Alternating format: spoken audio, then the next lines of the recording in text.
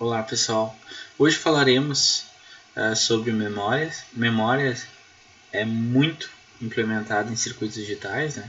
As memórias são muito implementadas e tanto para quem desenvolve um circuito como para quem programa, até linguagens de alto nível, de alto níveis, né? Como Java, Python, né? Que não tão próximas do hardware, mas tem que cuidar as memórias. Se for programar um computador, um servidor, né, sabe-se que a memória tem uma capacidade limitada, né? Não existe sistema hoje com uma memória infinita, né? Ela, elas são limitadas justamente pelos recursos físicos que a gente utiliza, né? Na tecnologia de fabricação de chip, assim por diante, tá? Então elas são limitadas, deve-se cuidar, né? Para que o sistema de vocês opere de forma que não possa ter erro no sistema, né? Não erro. Então hoje falaremos sobre memórias, né? Então a memória ela armazena os dados de forma binária, né? Quando se trabalha com informação no microprocessador ou no microcontrolador, estamos trabalhando com bits, né? Lembrando que os bits são representados por níveis de tensão, tá? Esses níveis de tensão dependem da arquitetura do microcontrolador e microprocessador que vocês estão utilizando, tá? Então tem dois tipos, elas são fabricadas, a estrutura da memória pode ser por capacitores, né? Claro que não são esses aqui mostrados, só para exemplificar capacitores, quem não lembra, armazena a carga no campo elétrico, né? E por LED, né? Os capacitores em memória, uma memória, né, feita em nível de chip e fica dentro do chip os capacitores, e aqui uma LED. Quando trabalho com LED, estou falando com uma memória estática, né? Vem lá da memória SRAM, né? E se eu construir uma LED, eu posso fazer ela com CMOS. Né? Então, como é que funciona uma LED, né? Fazer uma revisão, né? A tabela verdade está aqui, né?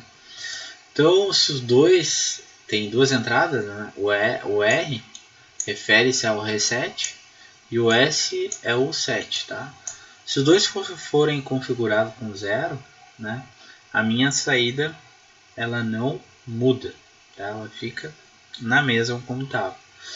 Se for as duas 1, é um resultado inválido, tá? Porém, o set serve para mim configurar, né, a minha entrada, minha saída, né?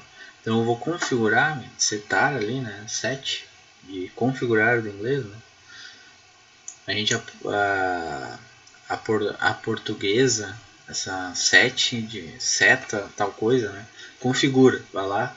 Então eu vou lá e vou colocar 0 aqui na entrada, minha saída vai ser 0. Se eu coloco 1 no set, minha saída aqui vai ser 1. Se é 1 aqui, aqui obrigatoriamente ser 0. Né? Esse aqui é negado aqui, ele nega a minha saída. Tá? Posso pensar também no reset. Se eu reseto aqui, vou resetar esse aqui tem que ser 1. Né? Se eu não reseto, ó, e se eu não reseto, configuro aqui 1, né? Logo, esse cara aqui vai ter que ser 1.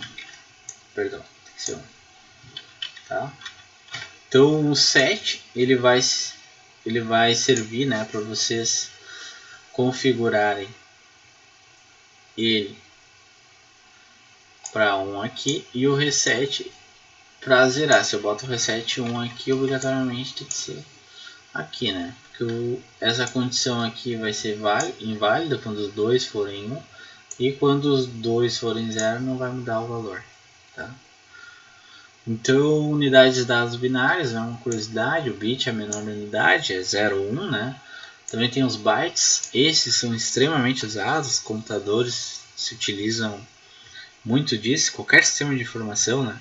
Eles trabalham com bytes, Bytes são 8 bits, tá? Eles representam letras também, né? Trazendo para a tabela ASCII, né? O A tem uma codificação e a codificação é dada em bytes, tá? Bytes são, um byte é 8 bits, então bytes são múltiplos de 8, tá? Nibbles são 4 bits, né? E o word é unidade da informação, tá? O que seria isso? É como o sistema processa ela, tá? Que eu posso falar um caso bem prático, né? Você já conhece que o Windows lá tem 64 bits ou tem o Windows de 32 bits, né? Ou vocês vão baixar um programa e sempre vai perguntar, quantos bits são, né? Isso é... Só reduzir aqui. Isso é bem recorrente, né? O que significa isso? É quantos bits o teu sistema ele processa. Então, 64 bits processa de valores de 0 a 64 bits, tá? Então, teoricamente, um programa de 32 bits roda bem no de 64 bits. Mas, se eu tenho uma arquitetura de 32 bits, né? Ele vai processar valores de 0 a 32. Então, ele não vai processar programas que executam em 64 bits, tá? Tem que ter esse cuidado. Então, quando eu falo Word, é a palavra que ele processa, tá? Que a arquitetura utiliza. Então, cada elemento de armazenamento de uma memória pode reter níveis de 1 ou 0, tá? A gente viu um pouco sobre registradores, né? Registradores é uma memória que é extremamente rápida, tá? Então, as memórias vão ser constituídas por arranjo de células, né? Quando se trabalhava no registrador, a gente falava que era estágios, né? Flip-flop. Então, aqui a gente tem, ó, uma representação de célula, né? Vai lembrar que isso aqui é uma representação didática, né? Então, cada bloco da memória representa uma célula de armazenamento e sua posição pode ser identificada especificando linha e coluna correspondente, tá? Então, essa célula aqui ela vai armazenar um bit, tá? Então, aqui, ó, tem um arranjo de 8 por 8, né? Eu tenho aqui 8 bits de linha e 8 bits de coluna. Posso apresentar aqui uma linha, né? E assim uma coluna, tá? 8 por 8. Mas posso ter arranjos também, né? De forma mais retangular aqui, né? Eu posso ter 4 bits, né? Um nibble e 16 linhas, né? 4 colunas e 16 linhas. Eu também posso ter aqui um arranjo, né? De 64 linhas e uma coluna. Então, uma memória identificada pelo número de palavras que pode armazenar vezes o tamanho da palavra, tá? Então, aqui um exemplo, tá? Então, uma memória de 16, uma memória de 16K, né? Ou seja, que é quantas vezes eu consigo armazenar uma palavra vezes o tamanho dessa palavra, tá? Isso aqui, trocando miúdos assim, quantas células tem, né? Bem claro isso, tá? Então, como é que é feito o cálculo? 16K vezes 8, tá? Esse K aqui não é sistema internacional, ele é na computação, né? A gente utiliza como 1024, tá? 1024 é 2 na 10, né? De forma exponencial, tá? Então, o número mais próximo de 1000, né? Que eu posso representar ele de forma binária, ou seja, quando todos os elementos forem 1, tá? Todos os elementos serem 1, o valor mais próximo é 1024. Então é uma prática bem comum, né? Então fica 16 vezes 1024 vezes 8. Eu tenho que pode armazenar, né? 16.386, tá?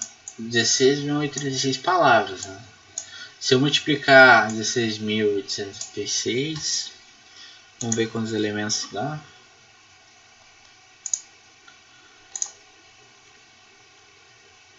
6.384 vezes 8 dá 131.072 bits. 131.072 bits, tá? Então, nota-se, né, que é bastante coisa, bastante bits. Diferente com os registradores lá que a gente estava vendo, no máximo 8 estágios, né? Normalmente os registradores, quantidade de registradores é a quantidade de palavras, né? Eles são muito utilizados no tamanho de 32 bits, assim como a memória, tá? É utilizada 4 bytes de coluna, né, e n bytes de linha. Então a localização é um endereço, tá? Isso aqui, para quem jogou Batalha Naval, é bem fácil de entender, né? Então o endereço desse elemento aqui, né, ele está localizado na linha 5, coluna 4, né? E se eu quero, isso é muito importante, que é utilizado dessa forma aqui, o endereçamento de memória, tá? O endereço dessa linha aqui, né, desse byte, que é 8 bits, ele está localizado no endereço 3, tá? Isso é bem legal, já faço um parênteses, vocês vão ter que fazer uma atividade, tá? E eu vou mostrar para vocês como funciona isso, tá? Como eu gravo numa memória EEPROM do Arduino, né? Por que eu preciso gravar na memória EEPROM, né?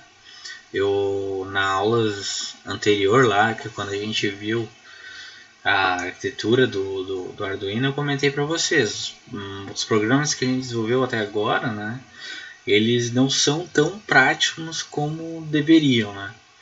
Por exemplo, se vocês analisarem uma TV, né, vocês configuram o volume dela, configuram um monte de coisa, né, e vocês desligam ela, tiram da tomada, e quando liga ela de novo, as configurações que vocês configuraram permanecem as mesmas. Até agora a gente não desenvolveu nenhum sistema assim, né? Então foi tudo utilizando memória RAM, né, e não tendo esse cuidado. Essa semana a gente vai ter esse cuidado sim, porque a maioria dos sistemas utilizam assim, né? O usuário fica maluco se usar, toda vez que ligar o dispositivo precisa configurar, né? Imagina se o rádio no nosso carro era assim, né? Eu vou lá, configuro uma estação de rádio, ajusto o volume, né, que eu acho bom para mim, o balanço, equalizo e tal. Aí desligo, né? O carro tu liga e desliga, liga e desliga, né? E aí precisa ajustar de novo. Imagina quanto tempo tu perde, né? Então essa semana é bem interessante a aula, porque a gente trabalha com desenvolvimento, né, de sistemas reais, né? Então vocês têm que ter esse cuidado. Por isso que eu estou explicando aqui tanto o registrador como memória, para você ter uma ideia do que é um dado, como é que funciona o armazenamento dele, né? Então tem que ser, vocês têm que prestarem atenção e me perguntarem qualquer coisa que não for clara, tá? Então a capacidade de uma memória é o número total de unidades de dados que pode ser armazenada, tá? Então, por exemplo, aqui nesse exemplo, essa memória aqui ela pode armazenar 64 bits. O que eu fiz, né? Peguei o número de linhas e multipliquei por número de colunas, né? Então tem 64 bits.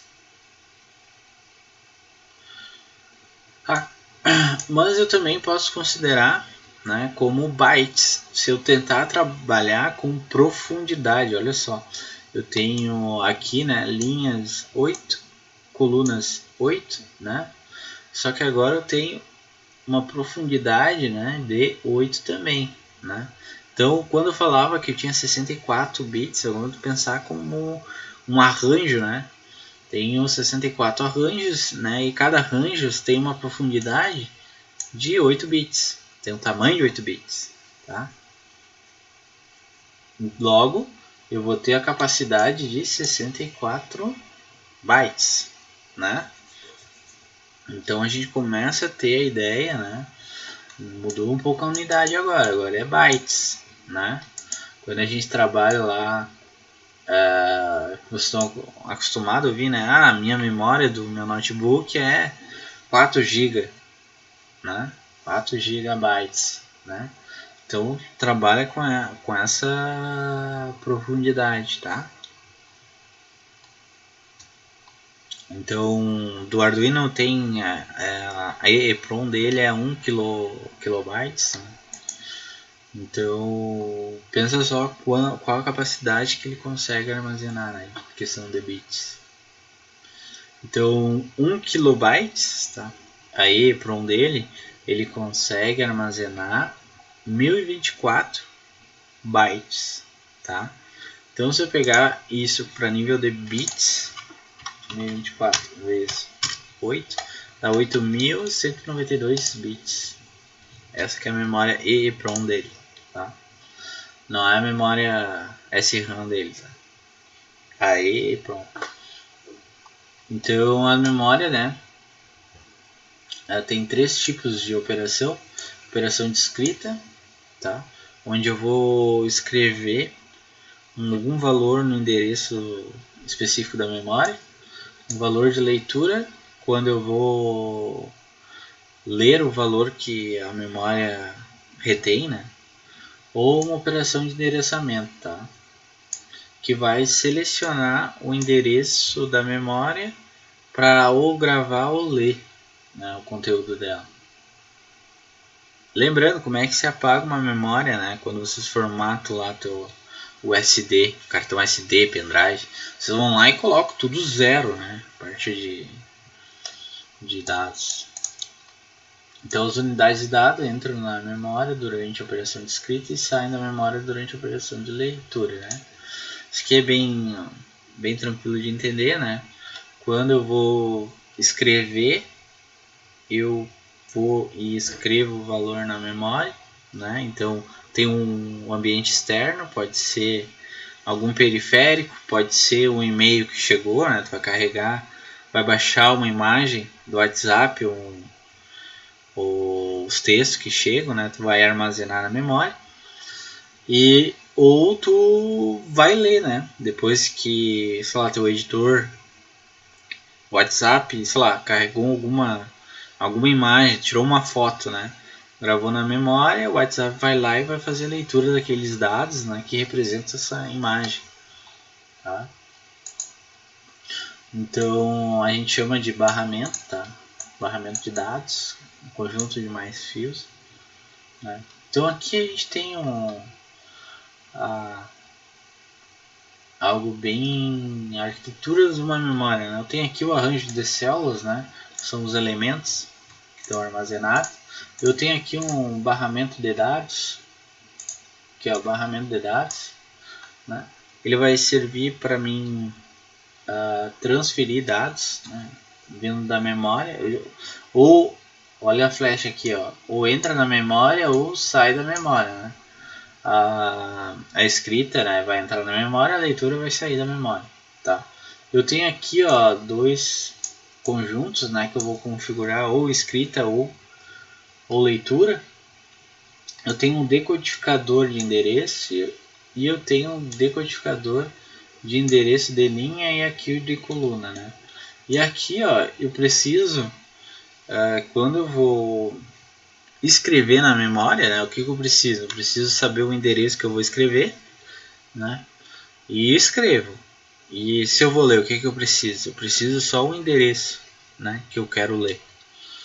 Né? Então, para armazenar um byte de dados na memória, um código existente no registrador de endereço é colocado no barramento de endereço. Né? O registrador lá serve para estabilizar, né, ou converter sistemas, né?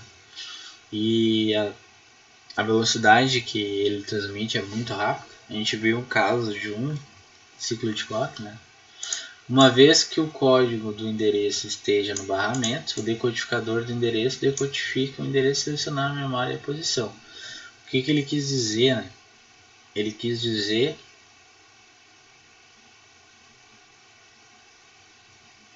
que aqui tinha os registradores, aqui tem os registradores, né? SR, pode ser um registrador de 32 bits, né? Esse 32 bits vai depender desse barramento, como é que é constituído esse barramento. Se for de forma paralela, né? Ou forma serial, que aí é só um condutor, ou vários condutores, né? Então aqui vai ter o endereço, né? E vai ser inserido nesse decodificador aqui de linha, né? Então a memória então recebe isso aqui por um comando de escrita, né? Comando de escrita, e o byte de dados armazenado no registrador de dados é colocado no barramento de dados. Tá, então aqui a gente tem o barramento de dados, tá? Aqui eu tenho outro registrador. Esse registrador serve para estabilizar esses dados. Então se eu tenho uma escrita, né? Aqui eu tenho um registrador e vou colocar ele no... Ele já está vinculado ao barramento de dados, tá? Barramento de dados e armazenado no endereço de memória selecionado, completando assim a operação de escrita, tá? Quando o novo byte de dados é escrito no endereço de memória, o byte de dados atual armazenado nesse endereço é sobrescrito, substituindo por 9 bytes. Tá? O que ele quer dizer? Né? Eu coloco aqui um endereço que eu quero escrever o dado, tá? E o conteúdo dele. Tá? O que acontece? Se já tem um conteúdo, sei lá, o endereço 0 ali, né? Linha 0, todos os bytes. Se já tem um conteúdo ali, eu vou sobrescrever, tá? O que eu faço, eu sobrescrevo, né? E assim eu atualizo. Mas a operação é bem simples, tá? Eu tenho um conteúdo aqui, ó, que está armazenado nesses registradores de forma temporária, tá? E vou jogar eles aqui na memória. Aqui eu posso armazenar, né, por mais tempo. Tá? Bem simples. Se tem dados aqui e eu seleciono aquele endereço, eu vou sobrescrever os dados. Então ele fica atualizado, tá? Então eu vou atualizar eles. E se eu quiser apagar, né, toda a memória, eu boto 0 em tudo também. Eu escrevo 0. Então a operação de escrita, ó, tem aqui o registrador de endereço. E aqui eu tenho o registrador de dados, tá? Que eu havia representado na outra forma. Então eu tenho aqui o endereço 101, né? Esse endereço aqui é o 5, tá? Decimal. Então eu vou ter um decodificador de endereço. O que eu vou fazer? Eu vou pegar e vou decodificar esse endereço. Vou colocar aqui no 5, né? Vou acessar esse 5 aqui, tá? Todo esse conteúdo. E minha operação é de escrita, então eu vou ter lá um barramento aqui, representar com barramento de escrita, eu configuro como 1, né? E o registrador de dados, então eu pego o conteúdo desse registrador e coloco aqui na memória. Tá? Então como é que funciona a operação de leitura agora? Leitura bem simples, eu tenho um registrador de endereço, tá? 011, né? Então eu indico onde que eu vou ler, né? E aqui eu tenho um decodificador de endereço, vai pegar esse número binário e vai te dar a posição aqui da linha, né? E aqui eu configuro como leitura, né? E vou ler a terceira, né, linha, isso aqui é 3 decimal, né, terceira linha, e jogo lá no barramento de dados. Bem simples, tá? Então, retomando, tá? Quando eu quero escrever, eu preciso saber o conteúdo e o endereço, tá? Quando eu quero ler, eu preciso saber só o endereço, tá? Conteúdo eu já recebo. Mas a operação de escrita tem 2 argumentos, né? É endereço e conteúdo, e a leitura tem um argumento lá que preciso saber só o endereço. Isso é muito importante, tá? Porque quando a gente for gravar, a gente precisa saber o que a gente vai gravar e onde a gente vai gravar, tá? Isso é muito importante. E se eu quero ler o valor que eu gravei, eu preciso saber onde eu gravei, tá? Por isso que eu preciso saber as duas. O conteúdo não preciso saber só na hora de gravar, o que eu estou gravando, né? Mas o endereço ele é crucial, tá? Tem que saber onde eu estou gravando, porque eu vou recuperar ele, né? Na leitura. O que acontece se eu ler um dado com outro endereço, né? Eu vou ler outra coisa. Então eu posso fazer um bug no meu sistema. Então aqui uns exercícios, então pausa um vídeo e tenta responder ele, né? Qual a menor unidade de dados que pode ser representada na memória, né? Tá bem no slide inicial lá. Qual é a capacidade de bits de uma memória que pode armazenar? Que 256 bytes. O que é uma operação de escrita e o que é uma operação de leitura, tá? Então existem duas principais categorias, né, de memórias, a RAM e a ROM, né? A RAM é uma memória Random Access Memory, né? Memória de acesso aleatório, só que ela é uma memória do tipo volátil, ou seja, quando tu desliga a energia, ela perde os dados que ela armazenou. E a ROM é uma memória não volátil, tá? Que a vantagem dela é que quando eu desligar a energia do meu sistema, né, os dados são retidos, eles são conservados. Tá? Então, aqui um exercício para vocês, para ficarem bem claro. Então, os tipos de memória ROM, né, tem a ROM, a PROM, EEPROM, EEPROM, E2PROM, o E2PROM, né, Flash, EEPROM. O Arduino tem essa aqui, a EEPROM e a Flash, tá? Então, lembrando, né, que as memórias não voláteis são aquelas que mantêm salva suas informações, mesmo com desligamento de energia elétrica. Por essa característica, elas são utilizadas para guardar programas ou fireware, programas que ficam alojados em circuitos integrados. Esses firewalls, ou também pode ser utilizado para instalar bootloader, né? Quando vocês compram um microcontrolador, ele já tem um software, né, pré-instalado, por exemplo, o Arduino, né? Como é que ele faz a comunicação com o teu computador quando vocês gravam, né? Tem um bootloader, tem algum programa já instalado nele para justamente fazer a comunicação. Se não tivesse, ele não ia nem responder, né? Precisaria gravar. Então, a ROM, né, uma memória de somente leitura, ou seja, os dados armazenados durante o processo de fabricação não permitindo na gravação.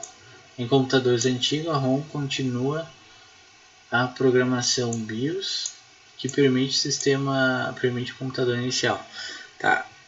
Iniciar, tá? Essa ROM aqui que ele fala, ele é a memória ROM dos computadores que sempre você consegue acessar a BIOS. Né? Se vocês iniciam o computador e cada computador tem uma tecla ali, né? A minha, se não me engano, é F6 ou tô perto da Dell, algo do tipo.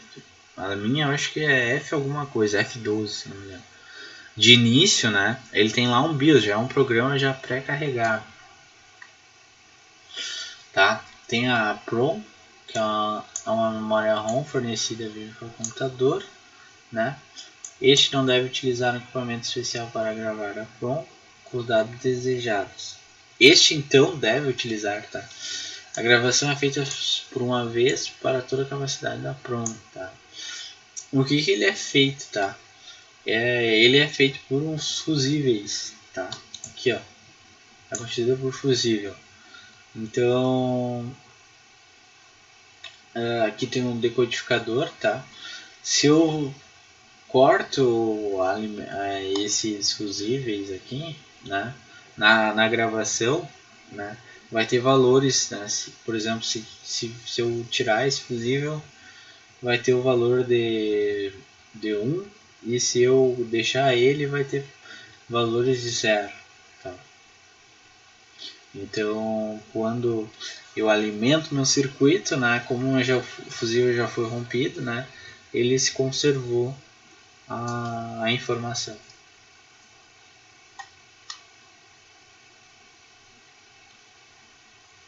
Tranquilo? E aqui eu tenho a decodificação, né? Aqui são os endereços, 2 endereços, então tem 4 colunas.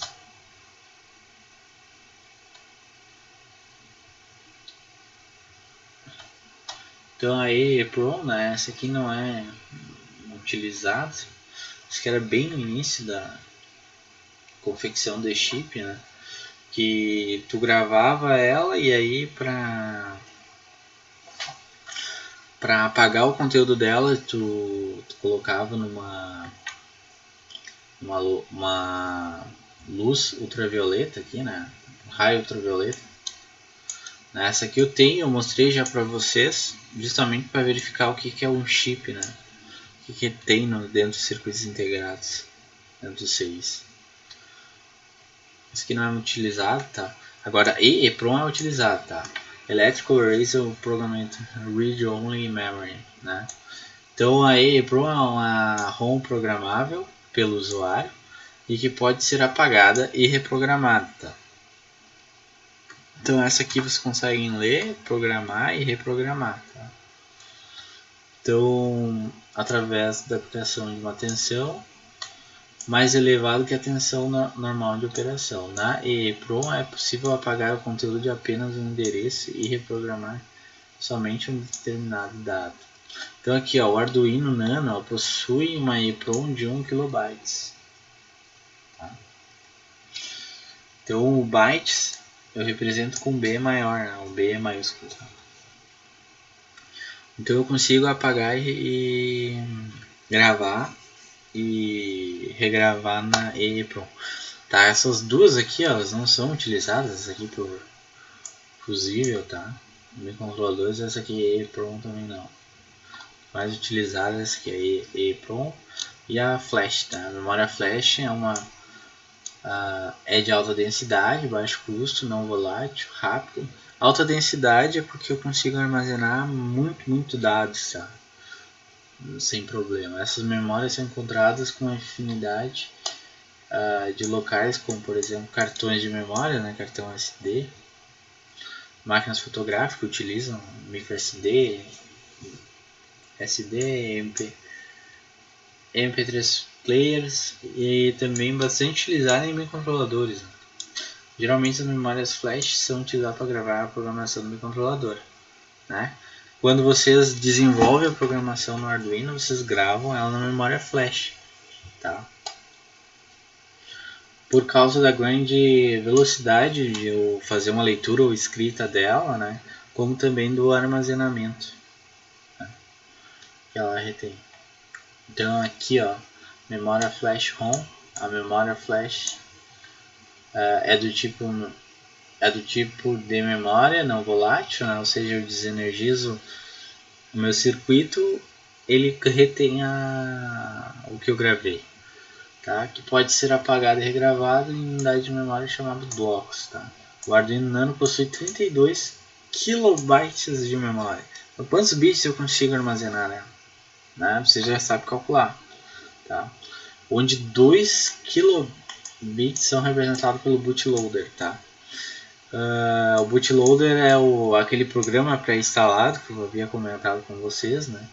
Ele já tem, já é instalado nele. E eu estava lendo, né, um livro ali que falava sobre controladores. E se vocês fizerem um programa que tá muito carente de memória, eu consigo apagar esse bootloader e botar todo o sistema de vocês, né?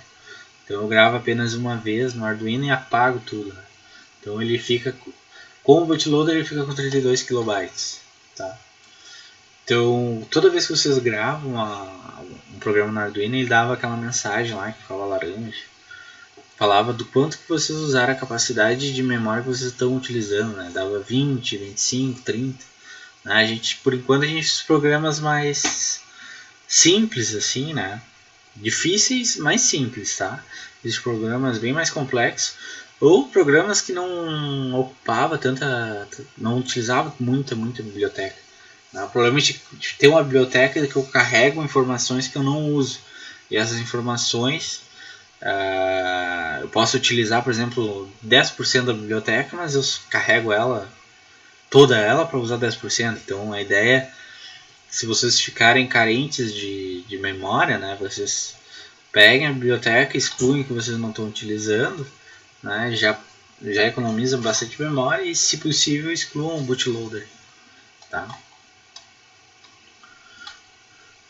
Então, aqui falar um pouco sobre memória RAM, né? São memórias voláteis, ou seja, perde informação quando desligam, né, a energia elétrica. Tá? Elas são mais baratas, tá? E atingem altíssimas capacidades. Tá? Então, elas são feitas, ó, SRAM. Tem dois tipos de memória RAM, né? A SRAM e as DRAM. A SRAM é feita, que eu havia dito lá, com as flash, tá? Com a LED, perdão. Com a LED. Com a RAM de LED. Então, elas são constituídas, né? São construídas por flip-flop, né? E elas só perdem os dados quando termina a energia, né? São caras e tem baixa capacidade de armazenamento, tá?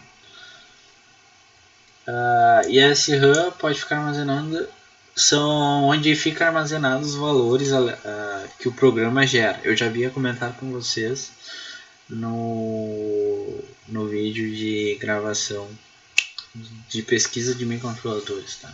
Atividade eu tinha discutido com vocês, né? E tem a DRAM, né, que é feita por capacitores, tá? Então, ele tem o mesmo processo que a SRAM, né, que desliga a energia, ele perde a informação, né? Só que esse cara aqui ele precisa periodicamente de um ciclo de reativação que se chama refresh memory, né? Por que isso? Porque os capacitores vão perdendo carga ao decorrer do tempo, tá? Então eu preciso sempre ficar ativando esses capacitores lá, dando um refresh. Tem a memória cache, né, que é utilizada principalmente em microprocessadores, né, mais modernos.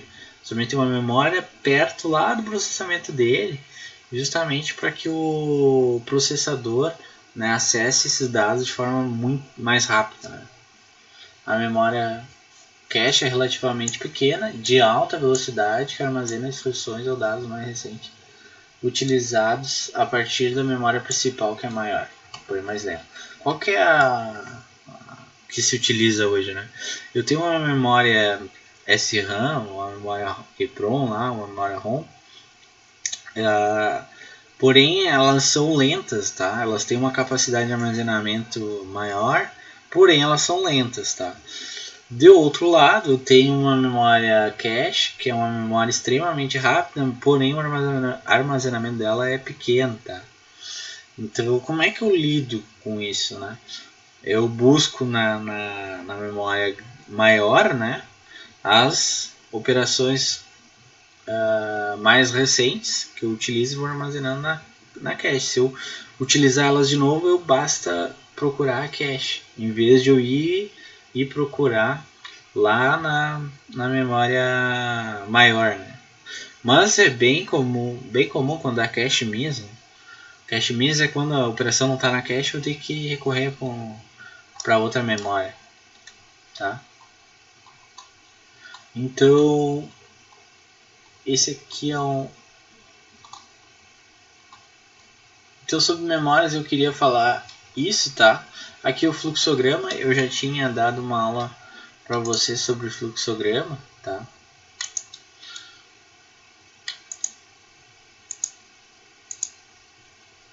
E Antes de eu me despedir para vocês, eu queria mostrar um gráfico aqui.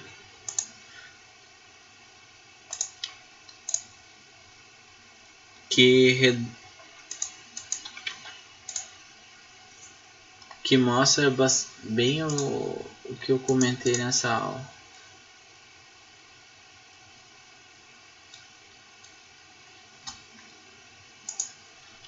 Aqui.